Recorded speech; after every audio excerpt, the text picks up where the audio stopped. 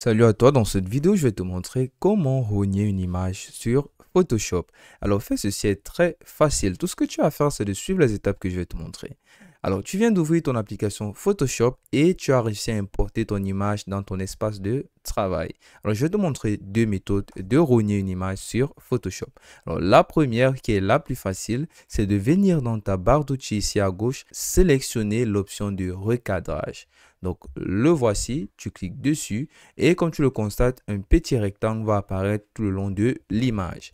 Alors, tu peux recadrer sur les bords, donc en tirant sur les bords en maintenant. Et tu peux tout simplement rogner l'image sur une partie de l'écran en cliquant ici sur OK. Et comme tu le constates, automatiquement, la zone que j'ai sélectionnée sera recadrée. Et si tu souhaites, bien entendu, reprendre le recadrage, mais cette fois-ci en partant du centre, tout ce que tu as à faire, c'est tout simplement, cette fois-ci, de maintenir la touche Alt. Donc, en sélectionnant le recadrage, tu maintiens la touche Alt de ton clavier et là, tu peux tout simplement faire un rognage en plein centre. Voilà, donc tu maintiens Alt et comme tu le constates, tu rognes en plein centre en gardant les dimensions équitables. Voilà, donc la deuxième façon, la deuxième méthode pour rogner, tout ce que tu as à faire, c'est tout simplement de venir dans la barre d'outils ici à gauche, sélectionner l'outil de sélection. Cette fois-ci, met la forme rectangle.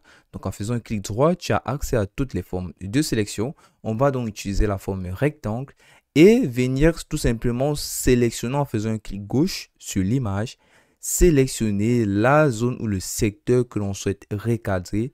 Et lorsque c'est fait, comme tu le constates, la sélection va apparaître. Tu vas donc te rendre dans la barre de menu ici en haut et cliquer sur Image et enfin sur l'option Recadrage. Et automatiquement, Photoshop va recadrer l'image selon les dimensions que tu as choisies. Et comme tu le constates, donc j'ai réussi à recadrer l'image dans ce secteur-là. Voilà, c'est tout pour cette vidéo. À la prochaine!